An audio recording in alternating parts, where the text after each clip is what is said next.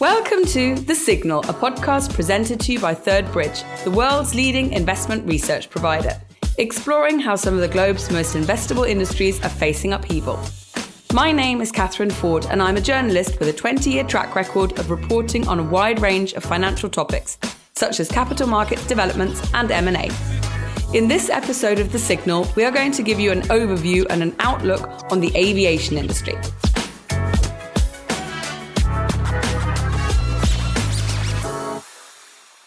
Joining me today are Peter McNally, Third Bridge's Global Sector Lead for Industrials, Materials and Energy, and Ernest Arvai, President and CEO of Arvai Group, a leading consulting firm specializing in economic and market analysis for the aviation, aerospace and air transport sectors.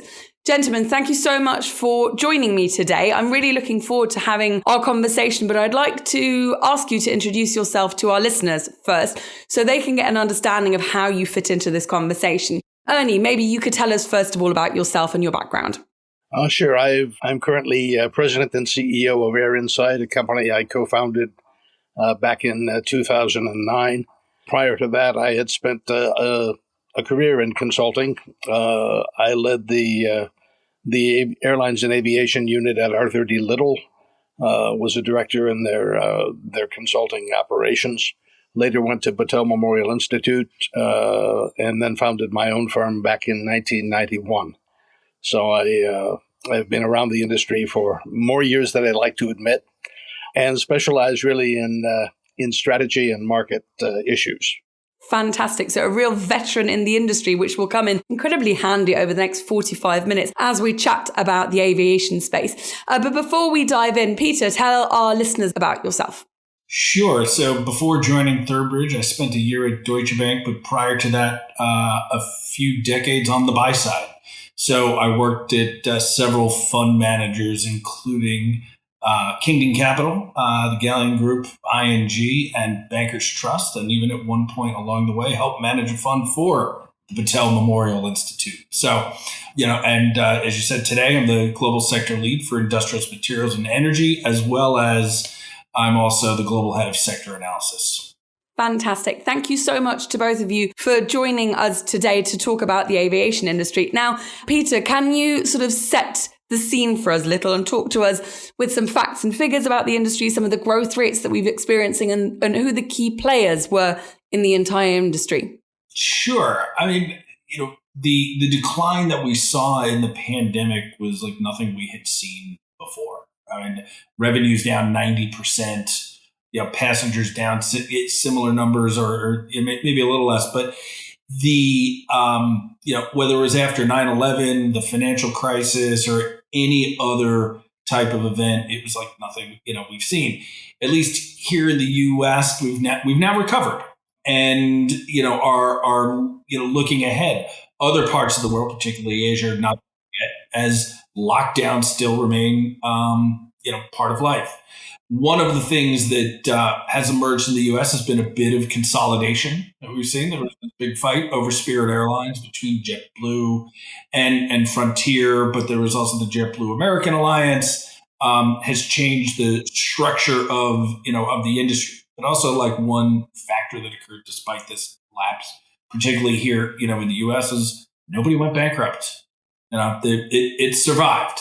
Some of it was government funding, but some of it was from our clients who provided plenty of capital to this industry to keep it going. So that is something, a major bankruptcy is not something we've seen in a long time. Europe's a bit different, but that is a key thing to understand. But you make a really interesting point there, because the industry has had a huge amount of government support over the course of the pandemic. So my question to you is, like, how much is there an artificial propping up of the industry, and how much is there is value in the industry? And that is why, despite the challenges of the pandemic, we have not actually seen those bankruptcies. So can you sort of give us a gut feeling? Is this something where the ball has been kicked down the line and in a few years' time we will see those bankruptcies, or is that not actually the case?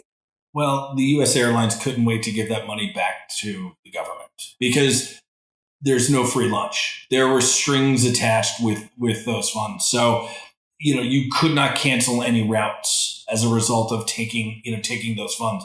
You were limited in dividend payouts back to shareholders, as a result of that. God forbid that some congressman who voted for those funds, can't get a flight back to Washington to vote on future legislation, right? So those restrictions were limited, and as we started to emerge, government funding was one part of it, but capital markets provided far more money to these airlines in the United States than the government ever did. So a big vote of confidence for the industry from you then, Peter. Hopefully, I would hope, given the position that you're in, you want to be confident about it. And being optimistic is more fun than being pessimistic. but at the same time, a certain amount of reality does have to set in. Like, this has happened in the past. This is an industry that is very dependent on labor, has high fixed costs, is prone to cyclical demand. But, we've been at this for a century now. People are getting better at running airlines and not always making repeated mistakes that have been done in the past. Thank you very much. Ernie, I'd like to bring you in and get you to talk to me about some of the key challenges that the industry is facing.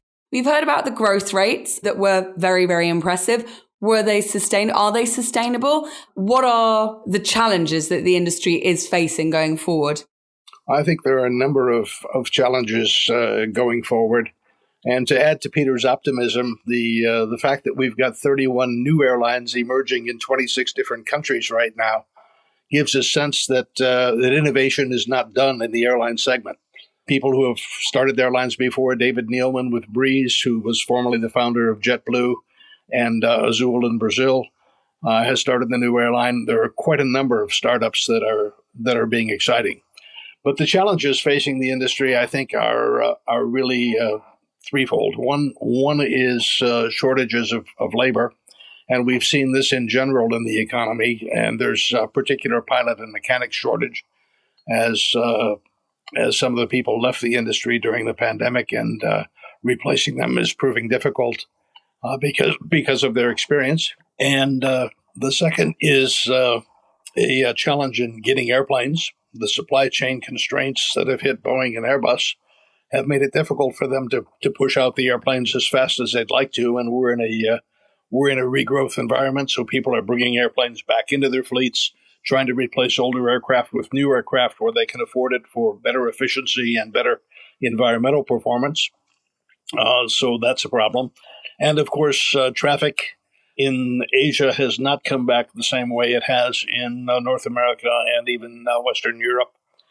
So we've got the constraints from the pandemic that have been hanging on in China and other places. And we still haven't fully recovered with the patchwork quilt type of global recovery, if we look at it from that perspective. So those are the challenges. Thank you very much, Ernest. If I can dig a little bit deeper on one of the challenges that you mentioned, because if we think about the labour shortages that you mentioned in relation to some of the challenges of the industry, my question, where have all these people gone and why haven't they come back? Because it was one thing to say, okay, fine, when we don't have the pilots during the pandemic when no planes are there, but the planes are flying again now. So where are the pilots? Where are the mechanics? Where are those baggage handlers? Where have they gone? What is so much more attractive than coming back to the job that they already had? Well, I think for some of them, and what airlines did in terms of cutting staff was to take the many of the oldest and most expensive people and offer them buyouts to retire. And many did, but we don't have the pipeline coming in. And in the U.S., we have a particular problem in that we require 1,500 flight hours for an air transport pilot certificate, whereas other countries are back at the 250 level that we used to have here before a regional airline accident caused an overreaction in Congress and new legislative requirements. So these people that want to become pilots have to spend a lot of money in training. And this can be in the $100,000 to $200,000 level of just building your time to become a pilot. And often it's the wrong type of training because you can develop some bad habits flying a small Cessna that won't do you very well in the cockpit of a jet. So we're not sure we've got it right yet from a regulatory perspective, but Congress appears unwilling to change and is permanently gridlocked in many regards. So it's it's a shortage that we need to work on as an industry. And there are a number of programs that are coming up to expand opportunities and to pay for training. But essentially, the regional airlines are being hurt because they're the building ground for the major airlines. People move up from a regional to a major, and then move up within the size of aircraft as they move in their career. And the regional airlines is where the shortfall really occurs. And that's regional airlines account for about 40% of the flights in the U.S., which is an extremely high number when compared with the rest of the world. So the shortfall at the regionals is critical, and some carriers have been forced to cancel flights and curtail some operations. I was going to add to that, Catherine and Ernie. The pilot shortage in a certain was a decade in the making. One of our experts has pointed out that a key source had been the military in the United States, and about a decade ago, the military started paying people more money, to keep them around instead of going to a commercial airline. But at the same time, the emergence of unmanned missions, that you could spend a number of years in the Air Force and not have enough hours to go right to a commercial airline. You needed additional training because manning an aircraft, even in the military, is expensive too. So it has compounded this situation. And as Ernie said, the regionals are the ones that are really suffering. We've taken a real deep dive already into some of the challenges that the industry is facing. Let's just take a step back and talk about sort of the challenges that the pandemic posed.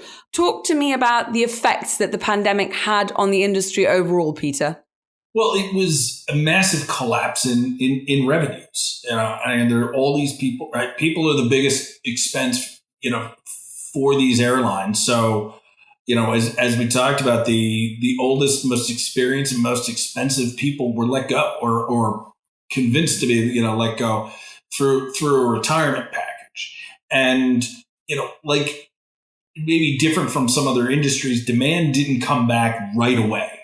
As we had seen things, let's say like e-commerce, as an example, turned out to be like a boom as people stayed home and ordered goods to be delivered. That accelerated because of government restrictions, and until people were vaccinated, really limited the demand. But one thing that we did see is that as soon as people did get vaccinated, they wanted to fly, and then there weren't enough people to handle all of the demand that came back, right? Particularly as people got vaccinated in the spring of 2021. And that's where we first started to see the struggles with labor, and the lack of revenue also led to some, a lot of curtailments in investments, and some of these operational problems have started to, emerge as well. So it was sort of a slow recovery, then an accelerating recovery, and then being limited by these factors that we've talked about before. One of the challenges, I think, must also be that while the return to flying has been strong in the US and in Western Europe, as you mentioned, both of you earlier, we haven't seen that recovery in Asia, because Asia still suffers from frequent and at times not necessarily comprehensible lockdowns of specific areas, specific countries.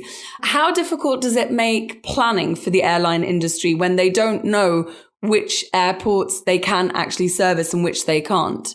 How do they go about planning for that? Ernie, maybe you can go on that one first. Well, I think the planning for that is it's basically done well in advance, because you've got to sell tickets for a period of time beforehand, and while they like to restore routes as soon as possible, the uncertainty and the ability for countries to just shut down areas, shutting down Shanghai would cancel a number of flights into and out of China. China's been very restrictive with their zero COVID policy, so that's almost a separate market that is effectively disappeared for a lot of international flights, and is just now beginning to come back. But Asia is down probably 45% from where it was, and is still not coming back. Whereas North America and Europe are in the 90 and 84% levels, respectively. So we've got the continuing issue of uncertainty there. So airlines are simply not planning, and it also takes a while to bring an airplane back from the desert. This is not something you fly it out of the desert. You've got maintenance to perform. You've got checks to perform. You need the mechanics to check over the airplane. There are a number of things that, if you store an airplane long term, have to be replaced. For example, rubber seals that might deteriorate in the desert heat have to be inspected and replaced. It's not easy bringing an aircraft in and out of the desert, so that's something that the airlines are particularly concerned about. If we look towards Asia, what are your expectations, Peter, going forward? When do we think that things will normalize and traffic between Asia and, say, the US or Asia and Europe will recover to the levels that we saw pre-pandemic? Well, I think it's the answer to the question is in a bigger issue that we are struggling with or trying to explore further is that government intervention in industries. I'm not just talking about airlines. Like we're seeing it in European energy markets and electric power, nationalizations that have occurred in other areas in these strategic industries. It makes it more difficult, as we were talking about, for planning. I think there is some encouragement maybe this over the course last month that China is indeed potentially emerging from some of these lockdowns. When we know the President Xi is going to be around for another 5 years, but the policies there make it very difficult to forecast exactly when things are going to improve. But we've seen this week, some of the quarantine restrictions, have been eased in the number of tests, and it seems to be getting incrementally better. But I think we see this in every country.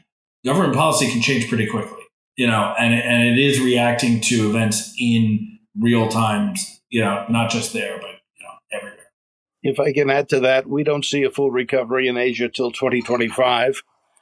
And one of the additional factors that's impacting the Europe to Asia flight routes is the Ukraine war, because Russia is the main gateway over which people fly. And if you remember during the 2004 era, when the Malaysian aircraft was shot down over Ukraine, that's one of the flight routes, main flight routes to Asia. So with that down, European airlines will have to fly further south down towards Dubai and up that way, and add a couple of hours to a flight, which makes it more costly. That raises prices and depresses demand. Hi, my name is Erica Gomez, and I'm an analyst at Thurbridge. If you'd like to know more about the subjects discussed today, our forum team have over 30,000 company and sector transcripts available on demand. They offer extensive insight into Spirit Airlines and North America's regional airlines, airline pilot dynamics, and much more. Each transcript features a 1-hour interview between an unbiased analyst like me and an industry executive. You can find this content at signal.thurbridge.com. And now, back to the podcast. Now, both of you have touched on the role that governments are playing in the space. Can we take a step back from sort of the financial support that the industry was getting throughout the pandemic and just generally talk about government involvement in the sector? Peter, you spoke about that we've seen government involvement not just in the airline space, we've seen greater government involvement in a variety of industries. Can you give us your take on that we're seeing at the moment, but also your expectations for the future? Well, I mean, government has always been involved in this industry, I think, for two reasons. One, it's critical, right? Transportation, and two, the other aspect is safety, right? And the 737 crashes that Boeing had prior to the pandemic were really, really important, and that has limited the recovery in the industry broadly. Is like there's a lot more scrutiny going on with Boeing. And it is flowing back through the supply chain in lots of different ways. I don't think that this is going to change anytime soon, that you're just going to have to deal with governments of all kinds. Now, one of the things as we were preparing for this podcast, we were looking at sort of where there's been uncertainty, how things have changed over the course of the pandemic. And business travel is definitely one of those things that hasn't come back the way that, I guess, leisure travel has come back. Peter, talk to us why you feel that has happened and what your expectations are with regards to the future. Well, look, as we said earlier, it's more fun to be optimistic, but there's a certain part of business travel that is just not going to come back. The idea that half of it will never come back, as I think Bill Gates had postulated, a couple of years ago. I don't believe that, but there's a certain amount of like internal business travel that we would say just it's not efficient to fly to another city. Quick meetings can be done more efficiently with Zoom and G-Meets and other types of technology, just like we're doing this, here today. We don't have to gather in the same spot, but there is, a fundamental underlying demand for travel that exists not just in business, but also, on the leisure side. So, personal relationships do matter, and we've seen those kinds of things emerge pretty quickly in lots of industries that business travel is covering. If I could add to that, I think the one-day business trip is dying, but the road warriors who are out there visiting a round robin of their customers in the sales function are still going to be the same way. But the quick trip in and out to speak with someone, particularly someone who or have a relationship with, is going to be replaced by Zoom. And I think that's the big difference we're seeing right now is the one-day business trip is dead. And some might argue that's not necessarily a bad thing. Now, talk to me about the winners and losers in this space as we explore sort of the current status quo. Peter, winners on your front. Well, we've seen low-cost airlines in the United States. To Ernie's earlier point about the number of IPOs, these are disruptors, and the battle for Spirit was fascinating on a lot of levels. It's like, who really thought that, the airline that could jam more people into a plane than anyone else would be the target, of so much, industry interest in, because it really has been disruptive. The other thing that, we have found again is there's this fundamental underlying demand for travel, particularly among consumers. We're not really sure how it's quite going to end, but I thought one of the great stats that one of our experts had given to us is that pre 9/11, that passenger travel revenues were about 90 to 100 basis points of GDP. And then after 9/11, it dropped to 60 to 70 basis points because travel became a hassle, particularly on short trips with all the security stuff that you have to go through. But we're seeing post-pandemic that people really do want to get out there, and do things. And, while the business travel area is uncertain, we saw how quickly people got vaccinated and got on planes, and it doesn't seem to be stopping. Really, the only thing that seems to be stopping leisure travel is getting the number of people and the number of aircraft, out there.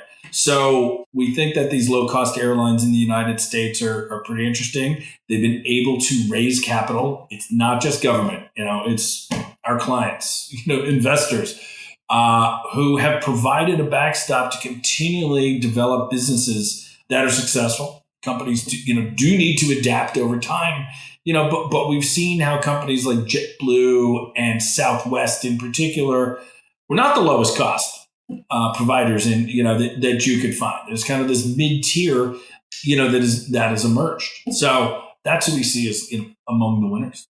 Fantastic. Ernie, talk to us about the losers in the space. The losers in the space, I would say, as much as I hate to say it, I think Boeing is one of the losers in the space because the MAX crisis has cost them dearly. The 787 was a debacle in its development. And really, since the McDonnell-Douglas merger, Boeing has been unable to deliver a new airplane on time and on budget. And that's their business, is delivering new airplanes on time and on budget. So they've had their difficulties internally in managing and developing new airplanes, perhaps as a result of cutting too many of the engineers who knew all the secrets of building airplanes. But they've got to rebuild and restructure. And right now they're having difficulties. The 787 was grounded for more than a year. They have quality issues. The FAA has taken back some of the regulatory responsibility under their production certificate and was inspecting each aircraft individually before they were allowed to be released, rather than use the Boeing quality system. So Boeing has a lot of work to do. And with their announcement that they're not building a new airplane in the near future, from Dave Calhoun, they've got themselves at a potential competitive disadvantage to Airbus for the next decade. Thank you very much there. Now, we want to make the content of this podcast as sort of investable for our listeners as possible and give them real insight into the industry. We've spoken about some of the challenges that the industry is facing, shortage of labor, getting planes, so the actual hardware there. We've talked about the traffic into Asia being very uncertain at the moment. Talk to me about things like the recession, the impact that will have, the environmental concerns that people have when it comes to flying, ESG, and the overall uncertainty that the sector is facing. How should investors approach these considerations when they look at the aviation space, Peter? Well, the recession certainly is one, but we would put the Western aviation industry in a category of unmet demand. That there have been restraints in meeting all the people who want to fly. Pricing, is frankly kept up, not quite to the degree that costs have, but people do want to travel. And there's a case that, could be made that a recession might not be as bad in the past for the airline industry, given those factors. If supply chains can ease and they can get more aircraft and the availability of labor from other industries transitions over to the airlines. But, the economy is always something that has to be considered, with this industry. The environmental concerns, I think, is less of an issue, I would say, in the U.S. than in Europe. And even in Europe, it varies by country. So it depends on what value I think that people really feel like they're getting for it. I mean, electric cars existed in this country for a long time before the Tesla came around. It was just that Tesla made a car that people really wanted to buy. And while we do think, people do care about the environment, there's probably other ways to solve it rather than flight shaming people on commercial planes. Private aviation might be a different category, but in terms of what that impact is, in terms of the number of passengers that actually fly around, is pretty small. Ernie, talk to us about the opportunity the space provides to investors. I think the opportunity it provides to investors, particularly right now, the airline stocks got beaten up pretty badly during the pandemic and dropped considerably. And we're seeing demand come back. We're seeing profitability come back. We're seeing airlines repaying government loans. We've seen a great deal of savings during the pandemic by individuals who simply, because of lockdowns and restrictions, didn't have anywhere to go. They were able to save some money, and now they're ready to spend that money. And so the demand for travel is up, particularly in the U.S. and Western Europe. It's there. The question is, can we supply enough capacity to meet that demand? And that's part of the problem we have recovering from the pandemic overall, is we don't have the capacity in many areas to meet the demand. So the supply-demand balance has gone toward the demand side, which means we've got higher prices and inflation. That's impacting the ability to get airplanes. It's impacting the ability to get the airlines ramped up to the same level that they were pre-pandemic. We're getting close. In the U.S., we're at 94% of traffic through September and October, and we're looking at even though we're looking at a shoulder season, we're doing well. Europe is about 84% with the Eurocontrol forecast. that was just issued a couple of weeks ago, and now looking for a full recovery in 2025 instead of 2024 with the Ukraine war causing difficulties in Eastern Europe. But we're looking at a pretty strong recovery. Thank you very much. Now, when at the beginning of the conversation, I asked you to give me the key characteristics of the industry, innovation came up. So I'd like to use that as sort of the springboard from which we explore what the industry might look like in 10 to 20 years. We've established that the industry wants to be carbon neutral by 2050.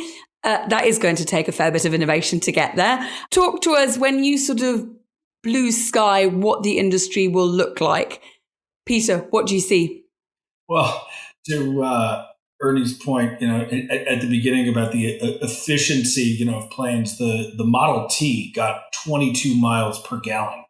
I think the average car in the United States today is only like in the mid 20s. So like, despite all that, so like the aviation industry has done well. Look, the other interesting thing I think particularly about this sector is the willingness to invest in these things, even through the pandemic and things like eVTOL. So think of flying taxis, hydrogen, supersonic travel that like got capital, through it.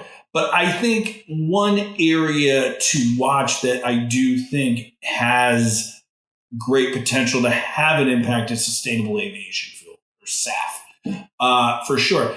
And I give that because like there's a track record of this, and we look at what's going on in renewable diesel as an example, and it's a similar product. And I would point you to a Finnish company called Neste. It's like, they're going to do $25 billion in revenues this year, or euros. I guess it's about the same thing. And they're the world's largest provider of renewable diesel. Like it's a real business. It's a real thing. It works. Trucks run on it in all kinds of countries, and it's getting bigger and bigger and bigger. And in the United States, we're seeing old crude oil refineries convert to produce renewable diesel, as well as some sustainable aviation fuel. So we think with that credibility is something that can happen. It's got to scale a long way, though, in order to get there. But to the point being that there's a track record here that we can point to that can make a difference in decarbonization. When you say they've got a long way to go, like how long? Just the volumes that need to be produced of this stuff. I mean, like the press releases are awesome about millions of gallons and stuff that they're going to like produce. And it sounds impressive. But when you think, look, I cover the oil industry too. The oil industry is 100 million barrels per day, give or take. When you multiply that by 42 for 42 gallons in a barrel and divide by 365, like those millions of gallons per year, like they're not that impressive in the overall kind of liquid energy consumption that we are today. But you got to start somewhere. These things do get gets blended in with traditional fuel to start, but there is this willingness to invest, and it gets their attention that like, hey, real companies are throwing real money at this, their own money. It's not just government money. They're throwing in, and it's not some sideshow R&D experiment that might or might not work. That's how we think. Thank you very much. Ernie, from your perspective, if you look ahead, where do you see the industry going? I see the industry going in different directions based on the size of the aircraft. With electrification starting with the smaller aircraft and moving upward over time. SAF, as Peter mentioned, is the easiest solution. But right now, I think if we took all the SAF in the world and put it in airplanes, we'd have a half of 1% of the capacity. So it really needs to scale up dramatically to be effective, and the investment is coming to do that. I think the industry sees that as the easiest road to carbon neutrality, and something that has to be done as we look at electrification. But electrification of airplanes is coming. We see electric motors. We see a number of the smaller innovative companies building aircraft. We've got 9-seaters that are becoming electrified. We've got a number of technology companies that are coming forward. Pipistrel had the first certified electric airplane, the 2-seat trainer. They were acquired by Textron, which has a major presence in everything from training aircraft to business jets. Clearly, they saw something there that was valuable that they wanted to buy in terms of this technology. There are a number of smaller companies that are going to be acquired by the big guys as we look to the future, and many of them are involved in the urban air mobility process, because there we're seeing electric motors and electrification as the fundamentals. Companies like Embraer, which build regional aircraft and commercial aircraft, have invested in this sector as well, and that knowledge and the experience from building the smaller aircraft will lead to eventual applications of electric operations on larger aircraft, whether that be hydrogen powered or fuel cells, or indeed solid state batteries, as companies like Lighton are looking at for the future. So we've got a number of technological developments that are happening so rapidly, it's hard to keep track of them all. And that's the interesting part, is that once a couple of these become successful, have a good track record, they're going to be applied by the big guys as we grow the issue. The fundamental problem there is weight, because weight is the enemy of aviation. The lighter the aircraft, the better. And one of the things about fossil fuels is they burn up during flight. So as you go through the flight, your aircraft becomes lighter and you become more efficient and can extend that range. A battery weighs the same whether it's empty or full. So once you're there, you're there. And getting over that hump is the technological challenge that we're looking at. So both of you have mentioned a couple of players in the space. And my question now, just to wrap this future-gazing segment of the podcast up, is how many of the players that we see active at the moment, whether it's aircraft manufacturers, whether it's OEM suppliers, whether it's actual airlines, will still be around? And how much is this going to be an industry where in 20 years' time, we're going to be talking about businesses that don't even exist yet? Well, there's, I always like to, roll back 10 or 20 years and think about all the airlines like that didn't exist or weren't even on like people's, radar. But I think the thing that has impressed me so much since the start of the pandemic is the willingness of people to invest in the sector. I mean, I think of late 2020 when only, there was only a vaccine had been discovered, but like wasn't available, and United, is investing in air taxis, eVTOL. Capital was still very precious. And there's a few hundred of these eVTOL companies that are out there today. How many of them, we're going to emerge? Maybe a couple, from that. But, it is an industry that is able to raise capital. If I can add, I think we'll see consolidation as well. I was speaking with a CEO of one of the major aerospace companies, and their attitude is that rather than invest in one of these startups and get it at a low price, they'd rather wait, have them sort themselves out, and as leaders emerge, then they'll jump in and buy them, perhaps 10 times more costly than what they could have done today by buying someone who's smaller, but letting the market work and then coming in and jumping on the technologies. So I think we're going to see a lot of consolidation once some of these smaller companies come out. They're going to be acquired, and that's obviously an opportunity for shareholder value, but predicting which is really the key. Now, I'd like to wrap the podcast up by asking each of you to give me the one to watch in the space. And that might be a company, it might be a product, it might be a piece of technology, a development in the space. If you want our listeners to sort of come away and say like, okay, this is definitely the one to watch going forward. Peter, from your perspective. One that we get a lot of interest in is Comac in China. And if they can really build a commercial aircraft to compete with the likes of Boeing and Airbus and Embraer, it's a game changer because the biggest opportunity in the future is in Asia. So watch that one. That one. Thank you very much. Ernie, you're one to watch. I'm going to go in the business aviation sector and say Dassault Aviation. They're coming out with 2 new aircraft, and I think they can regain a fair amount of market share because they're differentiated products with extra wide cabins with similar capabilities to other players. So they've got a differentiated product coming into the market over the next few years with 2 new models, and I think they'll be quite successful. Brilliant. Thank you very much. Now, unfortunately, that's all that we have time for today. So I'd like to say a huge thank you to Ernie and Peter for sharing your experiences and your vast insight into the aviation space. And thank you to you listening to this episode of The Signal, presented to you by Third Bridge, the world's leading investment research provider.